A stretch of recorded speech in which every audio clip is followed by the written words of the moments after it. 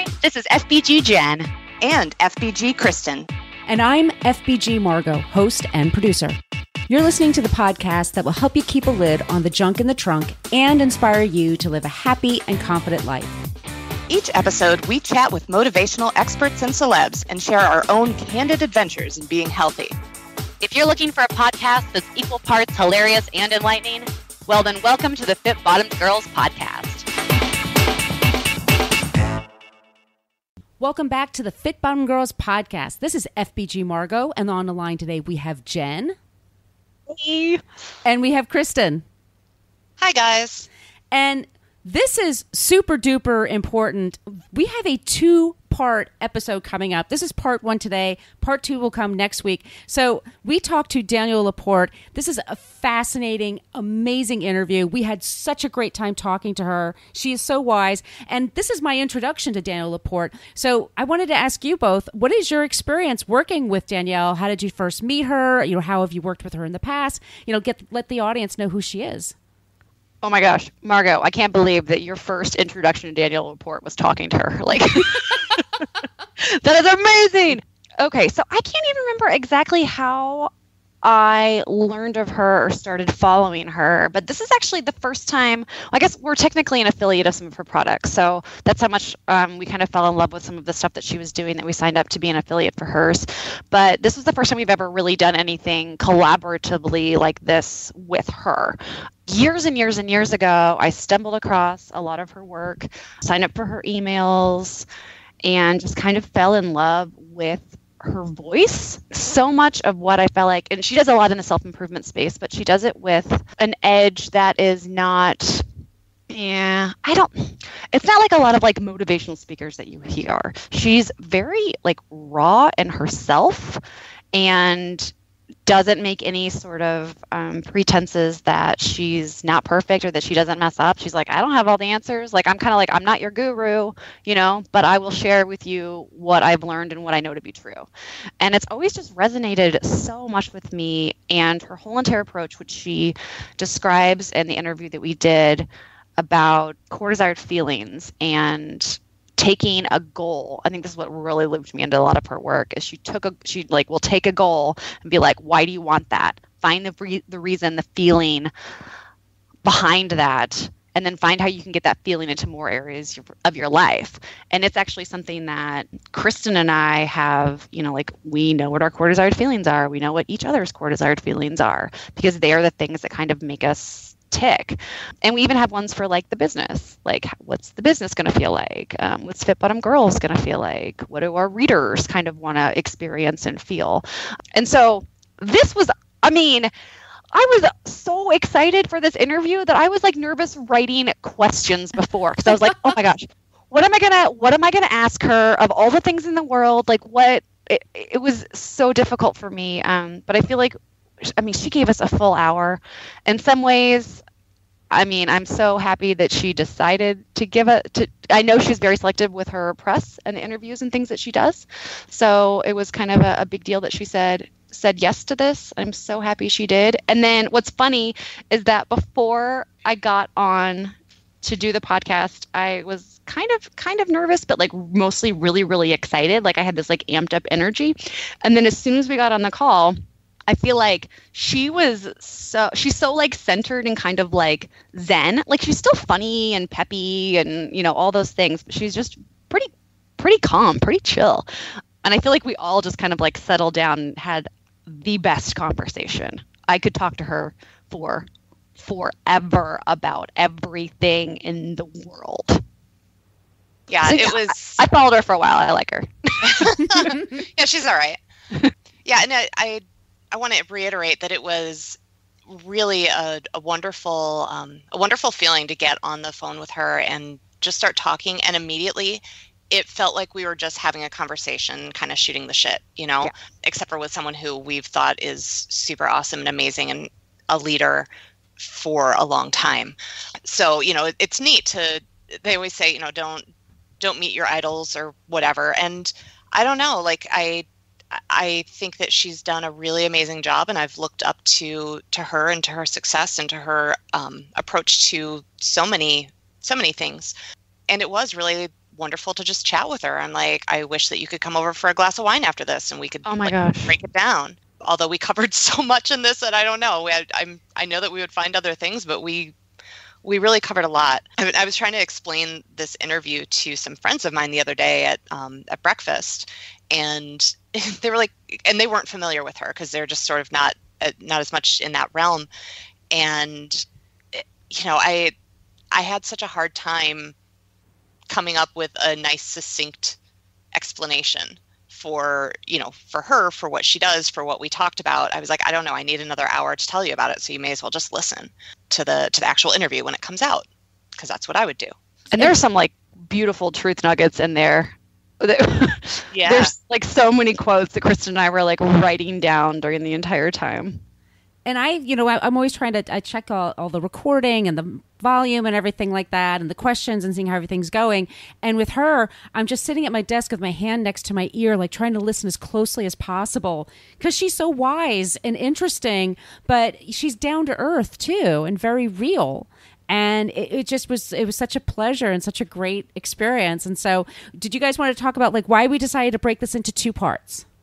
Yeah, well, I think there was just there was so much to digest, and she gave us the full hour. So we're like, okay, I don't think we've ever run a podcast episode that's been quite that long, and it's just so meaty that I want to make sure that the listeners have enough time to almost kind of like digest it. And really, we asked her about so many different things that I feel like how we have it broken down, like the first half and the last half, which the next episode talks a little bit more about like her creative process, and we get into kind of some music stuff, which I think is really interesting. But yeah, it just made total sense. So we lead off the show with this interview. We talked about, or I think it's where we lead off, but it's where we talked about the good girl syndrome. And, not wanting to be the bad girl, not wanting to be the bitchy girl. We want to be the good girl. We want people to like us and appreciate us and be, and how that can really inhibit your growth and your enjoyment in life because you're just putting other people first all the time. And I really loved her discussion about that. Me too. Yeah. Yeah, that was really powerful because it was funny because, she was like, it comes down to, we want to be liked. Well, maybe I just gave too much away. I don't know. But it was so spot on, such a good, strong answer. But the other thing that really comes down to is, that we're trying to please the patriarch. And we'll get into a lot more of that there. But it was just like, she's known for her truth bombs. Like, you can subscribe to them. Jen gave me a deck of cards for, not like playing cards, but like pull out and read them cards for Christmas are just all of her truth bombs. And I was just like, boom, you just dropped one on us right there. There were a lot of those though, a lot of those moments. It's so true. And I thought that she was also like, it's like her attention to detail is so high. So like, even when she was answering that question about people pleasing, like she kind of follows a lot of that up with being like, but I still want to be generous. So it's like, it so much of it is looking at your intentions. Like, are you trying to do the right thing so that you don't get in trouble, or so that you're easygoing, or is it you're really trying to like be helpful because you have generosity in your heart and that's your goal? So I thought that she explained that in a way that wasn't as cut and dry as I've heard it a lot of times, but that I think is, the honest to goodness truth. And I loved what she talked about at the top of the show also, was about like what she likes to talk about with her girlfriends when they're just hanging out, having a glass of wine or meeting for coffee or going for a walk in beautiful Vancouver, Canada. And she had some really great topics. So I wanted to ask you guys, when you're hanging out with your girlfriends, what do you talk about? Well, recently I've been talking about this interview. On it. Kristen, I know Kristen said it too. We're like, what are you talking about? I'm talking about Danielle LaPorte. I'm like, we talked to Danielle LaPorte. It was great.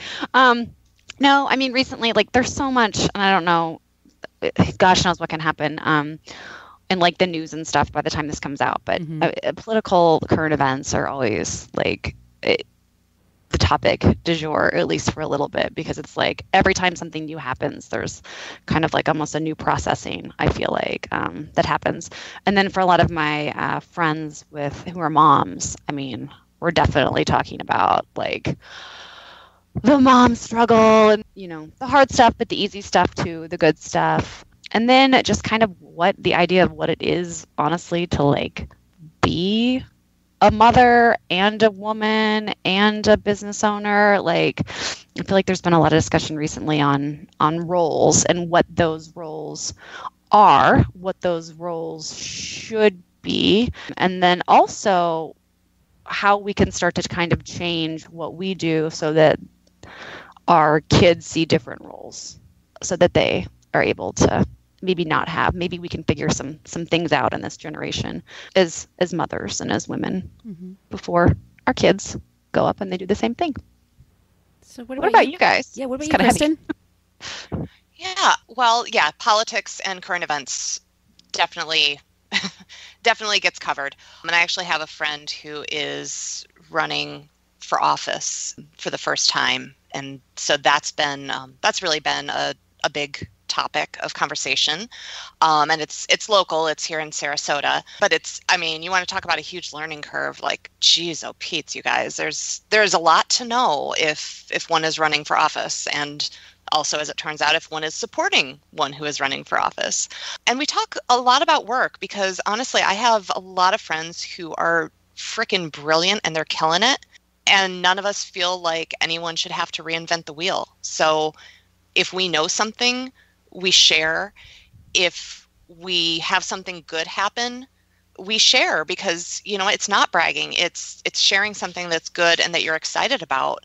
And when something's hard, when something's challenging, we share, because that's how you get through it. And, a lot of times, you're not the first person to have dealt with whatever it is you're dealing with.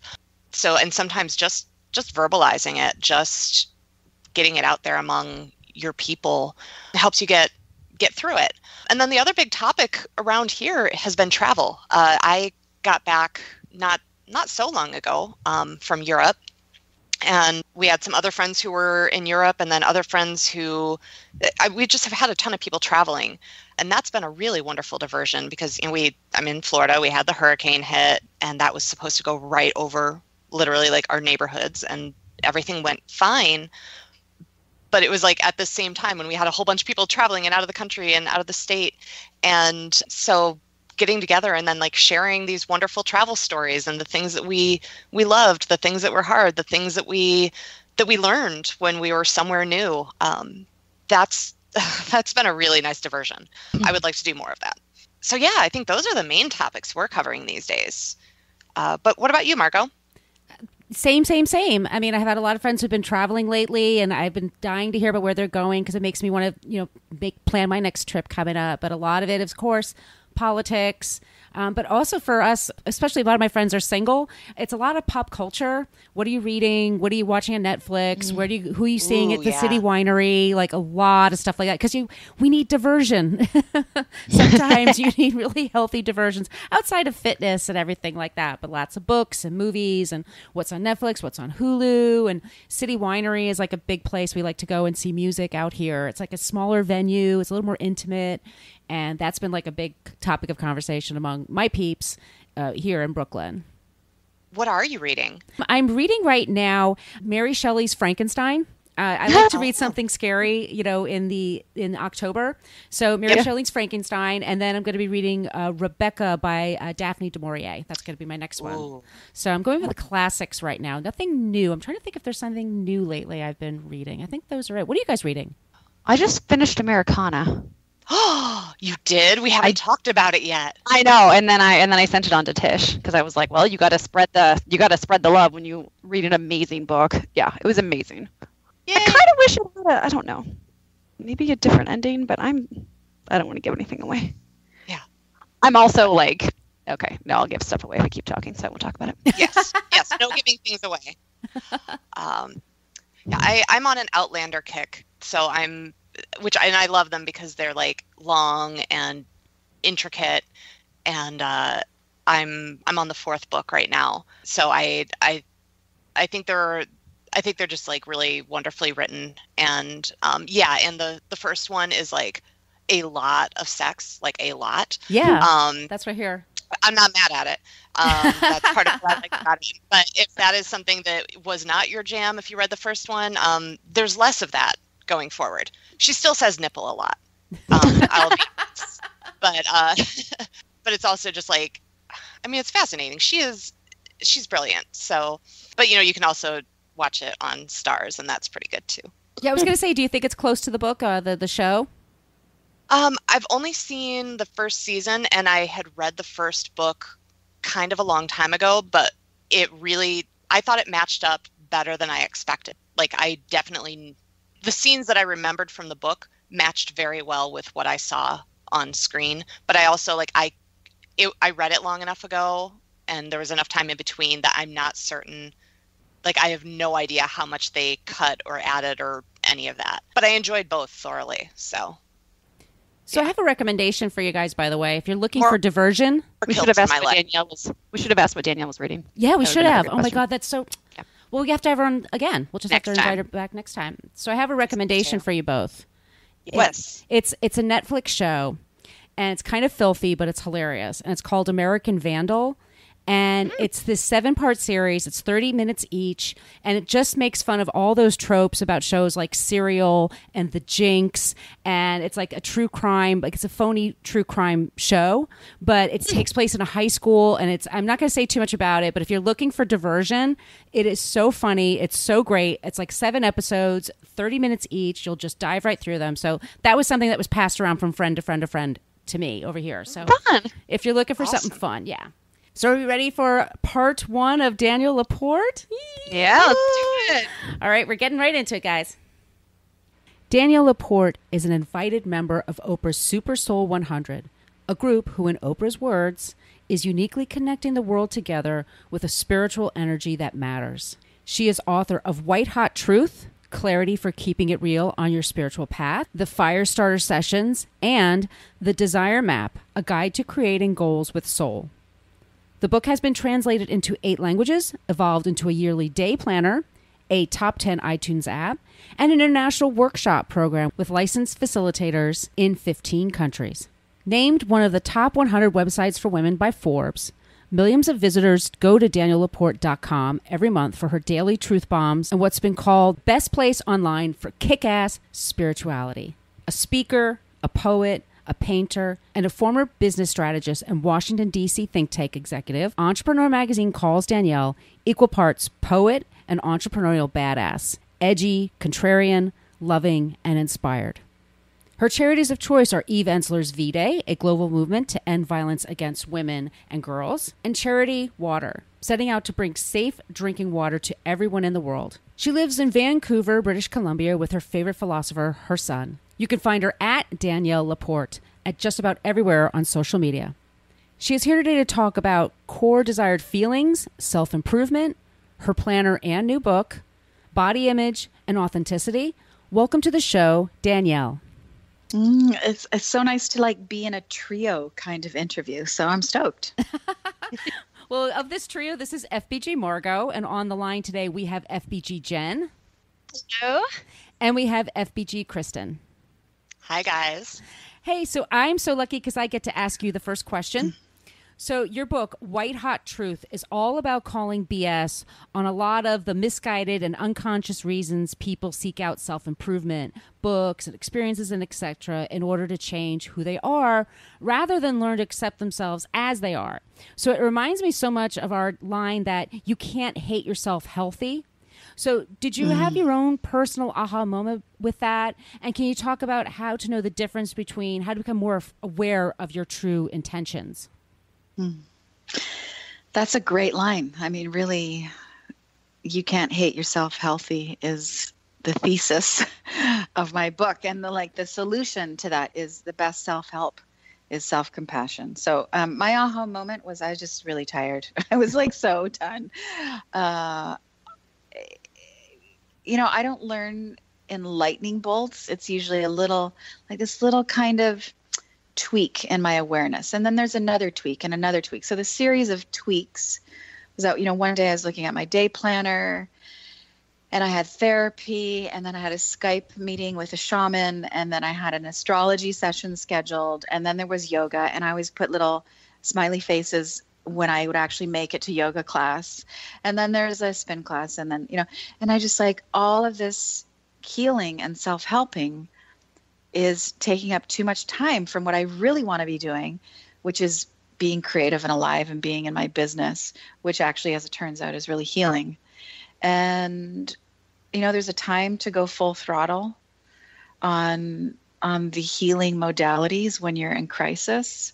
And there's a time when I think you can go overboard and it becomes more about trying to fill that hole in your soul. The motivation is that you're not worthy and so you need to be better. That, for a lot of us now, this, the wellness culture is so much about, well, it's a culture. So it's about being cool. So there's lots of negative reasons to do healthy things. And I'm really interested in that conversation, culturally speaking. That's so funny because, you're like, yeah, it is cool to be wellness. When we started Fifth Bottom Girls, back in 2008, that was kind of the hope is that, being healthy and fit would be cool and, eating well would be cool. And now it is. And now we're like, what a catch-22. Mm-hmm. But I'm dying to know here. I've followed you for a long time and read a lot of your blog posts and social media stuff. And you always talk about, I got together with my tribe, I got together with my girls, and we we hashed this out or really talked about this. Just kind of with everything that's going on in the world. What are you guys talking about these days? Oh, God. Right? That's best question ever. Okay. Let me think. What are we talking about? All right. My friend Christine and I, so she's local. She lives just about 4 blocks away from me. Also an entrepreneur, also a maker. We are spending a lot of time talking about conspiracy theories and disaster preparedness. And the disaster preparedness is really interesting because, I live in Vancouver, BC, and earthquakes should be a concern of ours. And, just as someone who is, really, I'm very energy oriented, and for me, it's all about consciousness and, where spirit comes in and think, what is me preparing for the disaster, help manifest the disaster? Where should I be putting my energy? And, I was walking, my son and I were stocking up this weekend with canned goods. We went online, looked at everything you should have in your earthquake disaster kit. And it was so good to just laugh about what we're like, should we have marshmallows in the disaster kit? What? and just the comfort it creates in our nervous system knowing that that's there. So that's one thing. We're talking about that. We're talking a lot about how things are so politically charged right now that we think political correctness is killing us, that it's actually become really disempowering. People are very sensitive and therefore sometimes hypersensitive and in attack mode because we all feel in defense. Our civil liberties are in question. And so, we're really aware of that sensitivity. So there's a lot of stuff that gets said on text that you can't say anywhere else. But a lot of it has to do with, this is the deeper thinking, the deeper conversations with the girlfriends. I think a lot of what's playing out on the political stage right now in terms of racial divide is distracting us. Not that it's not valuable and it does need to be justified, and not that I don't fight that fight, but I think it's a smoke and mirrors political show that's distracting us from more fatal concerns like a nuclear weapon being pointed at everybody in America right now. And that the division, the divisiveness that is being so successfully orchestrated, painfully orchestrated, is keeping us from our power of banding together and fighting together, unified, for the right things. I mean, we should be fighting for healthcare. We should be fighting for good leadership. And instead, we're dealing with other issues. They're important issues, but this is very, this is where we go down the politically incorrect. Right now, if I have to pick my battles and use my platform to talk about racial divides or to talk about nuclear weapons and the 3 million people in Puerto Rico that are basically stranded, or about healthcare, I'm going to choose issues that threaten all of us. Yeah. Yeah, I think That's what I'm talking about. And mascara. Yeah. Let me just lighten it up by saying we've also just discovered magnetic eyelashes, and that's been a big topic this week. Thank you. Okay, wait. So are you using them, and how do you like them? And this doesn't count as my question this round, but I just need to know because I'm very into eyelashes. Well, I'm very into eyelashes. I'm an eyelash scientist, and the lashes just arrived yesterday, and I've just been watching the videos. And what the chicks say are like little tricky to figure out how to get them to click, and once they click, they're good. So I can let you know in a week or so how they work. I've tried every mascara. I've tried the green, eco-friendly, no animal testing. I've tried the evil ones. I've tried the eyelash extensions. I got allergic to the glue. That glue is terrible for you. So stay tuned. Oh, I will. Bated breath. Okay, now on to other very important topics. And this is a little bit of a two-parter because I would love to talk about both core desired feelings and your new planner, which kind of go all together. And I saw that your 2018 Desire Map Planner is now available, and that's way before the holidays. So as somebody who is just now starting to put gift guides together, let me just give you a really hearty kudos because thank you. And I saw that you said that this year the planner has been perfected. And I'm wondering if you could tell us what's new and exciting about this iteration. And for our readers who maybe aren't very familiar with core desired feelings, if you can just give us kind of the quick and dirty on what they are. And I'm sure that in our in the accompanying blog post to this, guys, go check and we'll make sure that we've got links to all of this. So if you want to learn more, you will have opportunity. Okay. Core desired feelings. This is all based on desire mapping. So my notion is that in terms of goal setting and ambitions, we've got it backwards. We come up with these lists of all these things that we want to have and do, and it's stuff that's outside of ourselves. And really, really, really, when it comes to goals, the goal you're going after is really about a feeling that you want to feel when you get the goal. So if that's the truth, and like that's must stand, that's the truth, then why don't you get clear first on how it is you want to feel? And then everything is about creating those feelings in your life, your bucket list and your business plan and what you're going to do that day, where you're going to go on vacation, all of it. So the process of desire mapping is getting clear on your core desired feelings.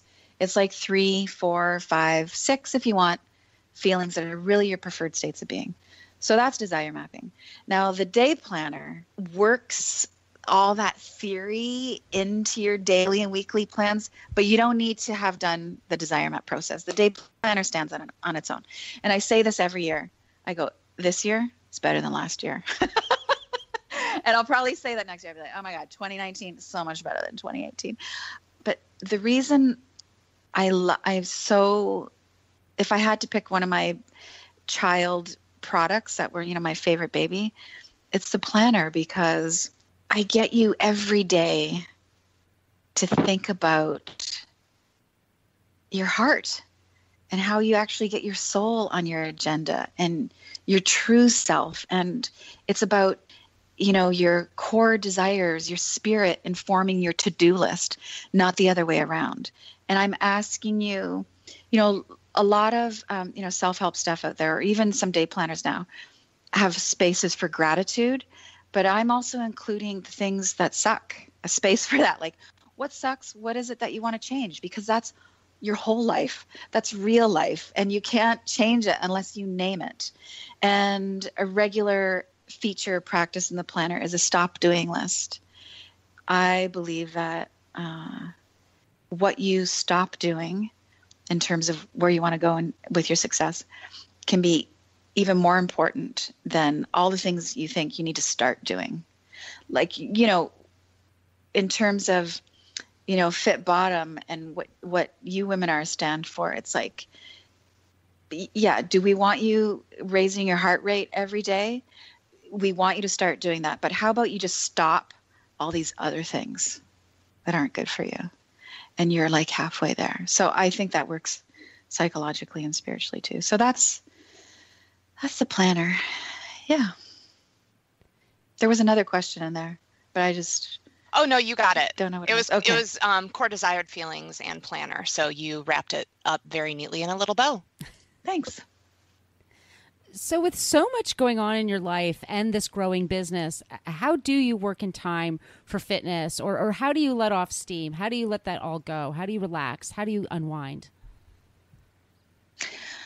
Well, I don't have unwinding, letting off steam. It's not that's not the challenge of mine. It's more the fitting in time. Mm-hmm. So I'm a regular meditator, mm-hmm. and I would like to say that for everybody who's listening, I mean, I'm definitely on the preach about the necessity to meditate. You want to be fulfilled. You want to be sexy. You want to be fit. You need to be taking care of your mental health. And what I've come across recently, I'm creating this meditation kit to launch some point in the next couple months.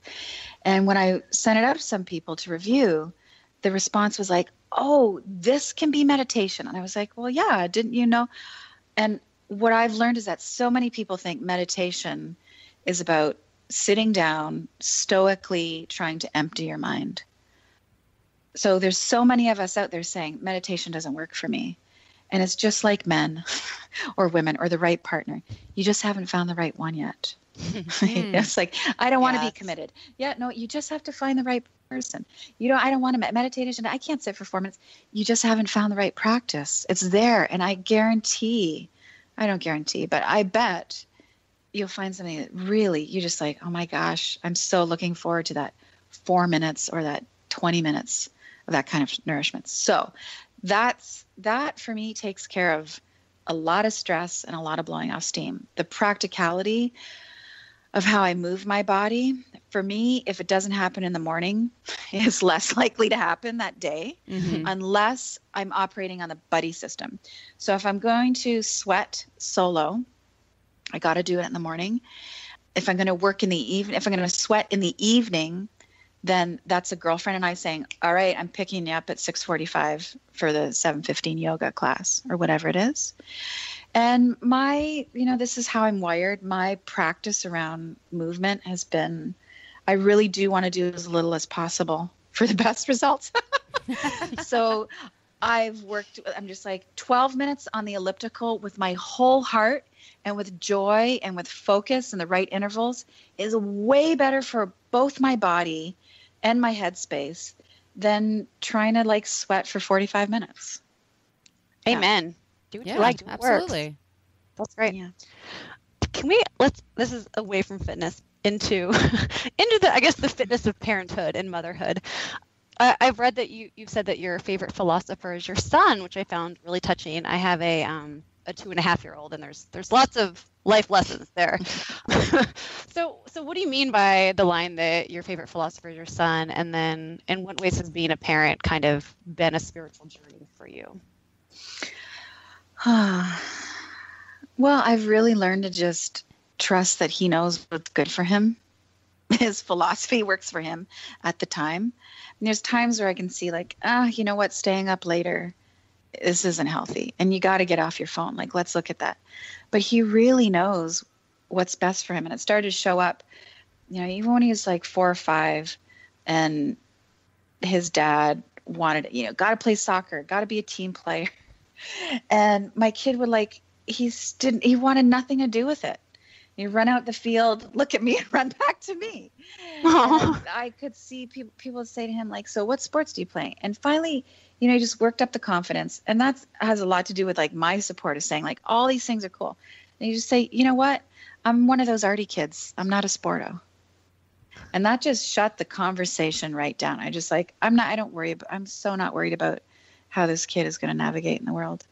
And in terms of it being a spiritual practice, well, I think everything brings you back to some kind of spiritual lesson. I think we're energetic beings, which is another way of saying, we're spiritual creatures in these little human suitcases.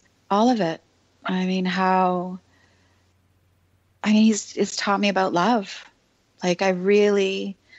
once I had him, I really got what all the fuss was about being human and about being loving. And when I really experienced that, I want him to be happy as much as I want me to be happy. His happiness is one of my greatest sources of fulfillment. That's love. And if I can translate that to other people, like my neighbor's comfort matters to me. People in Puerto Rico matter to me. People who I don't agree with, their happiness still matters to me. And I can draw on the really pure nectar of loving my child and take that out into the world to love people that are a lot more difficult to love. Oh, that's beautiful. Thanks. Yeah. You're welcome. So you did a video fairly recently, I think, with Terry Cole about boundaries, like what they are, how to set them. And for someone who is like, I think probably a lot of women, and honestly, a lot of people I know, I'm a people pleaser. Jen is, Margot is to an extent. Like we like to make everyone happy. I just want you to be happy and have nice things. What tips can you give to break that feeling of just wanting to give? And especially when our culture really reinforces the whole good girl, don't be a bitch thing just so much. Mm-hmm. One layer to this is that I want to say it's so healthy to want to give and to want to make sure everybody's fed and has nice things. And that can come out of a really loving, divinely feminine place. So awesome. It's a divine inclination. The good girl thing is actually not about being loving. It's about pleasing the patriarch. So it has nothing to do with being a better person. It has everything to do with being conveniently obedient. I'm going to get highly political here. Conveniently obedient so that we can be exploited. We as in women, so that we can work for less and we can give more all the time. And we can shut up when, we're too dynamic or asking for change that isn't politically convenient. Change that would cost money because it's change that would include everybody. So that's what the good girl thing is about. At least that's my perspective. In terms of balance and boundaries and giving, I think there's a place where we have to really honor that impulse to give and say, okay, I want to be generous. How can I be generous? And just be really conscious and intentional about it. I'll give you an example. In the last couple of weeks in my business, we've been, we're getting ready to start creating this new program. I think I'm going to do Desire Map for couples and who's it going to be for and how are we going to price it and how are we going to roll it out and then all these other things I want to put out into the world, the meditation kit, et cetera. And I want to do some radical stuff about how we're launching and how we can really use the business as, a tool for social change. And we're like, what do we do this? What if we did this? And I was like, it's not quite there yet. It doesn't feel generous enough. Well, if we did this, I'm like, no, it still doesn't feel generous enough. What if we did this? And that's it. That's generous enough. Now, how do we be that generous and really stand in our value at the same time? That's the question. Yeah. There's a way, if you're really clear that you want to do both. The problem comes in that we guilt ourselves for wanting to be generous. It's kind of almost like we get overbounded, I need to take care of myself and they're totally going to take advantage of me. No. Just stay in your heart. Stay in your heart. And then stay in, have your heart include you and include your intellect. So there's always a way if you're conscious of what you want to do, right? I want to live that place of bothness. I want to be generous and I want to have an abundant life. If I'm really clear about that, really committed to that, I'm going to find a solution for sure. Yeah. And super basic, the reason our boundaries are so hooped is because we want to be liked. Mm-hmm. We want to be loved. Yeah. We don't want to be disliked. Have you been talking to my therapist? No, I've been talking to my therapist. Oh. Yeah. So on that route, so loving and celebrating yourself for being exactly who you are, for me, I struggle with this because I'm always trying to improve myself and be at my best self and do something better and run faster or do that better or write better or whatever. And that seems to be like a conflict of like enjoying the moment, right? And celebrating who I am and what I've achieved right now. So how do you reconcile those two concepts? It's hard. Yeah. So first I recognize that it's not easy. Like it's a struggle. And, you know, like right now in this moment, I haven't sweat in terms of a workout in probably about 8 weeks because I've got some weird fucking virus in Costa Rica. Ooh. And it's kind of like having mono. Yeah, it's just brutal. I'm well in so many ways and so happy. So I'm good, but I've had to, you know, like getting on the elliptical every morning is not going to happen right now. So I just have to be like, oh, I have to love where I'm at right now. And this is so cheesy, but even in terms of fitness, especially in terms of business and always wanting to overachieve and overperform, I have to go back, and this comes from a lot of therapy, to inner child stuff. And I hate it. Every time my therapist brings it up, I'm like, are you kidding me? Like, I get shit done, and and I parent a cool kid, and do I really need to do this? But when I just do those inner child exercises, like, oh, baby D, 6-year-old Danielle, what is it that you need? It's amazing how much liberation comes from that, how much I get off my case, how much more time I have in the day to just like give myself a break. Yeah, so sorry, it's not a very sexy answer, but inner child helps me be compassionate and productive. Like, here's the thing that we need to realize. More self-compassion equals, I don't want to say productivity, but definitely more fulfillment. And when you are fulfilled, if you choose to be, you can be the right amount of productive that's healthy, not overproductive. Because, all of us here and everybody listening to this is in the habit of overproducing. Mm-hmm. Yeah. All right, guys, thank you so much for listening. Guess what? That is the end of part 1 of this interview. I know you want more. You're going to have to wait for more. We had to break this up into 2 parts because your minds are blown right now. What do you guys say? Woo! Flip to the B-side, guys. So we'll come back to you next week with the B-side.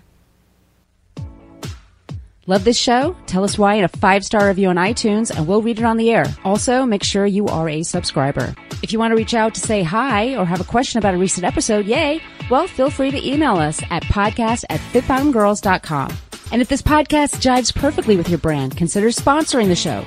Get more info by emailing advertising@fitbottomgirls.com. Find all kinds of Fit Bottom goodness online and on social media at Fit Bottom Girls, Fit Bottom Mamas, Fit Bottom Eats, and Fit Bottom Zen. And if books and movies are your thing, check out the other podcast I co-host called Book versus Movie, which you can find anywhere where you search for podcasts. Thanks for listening.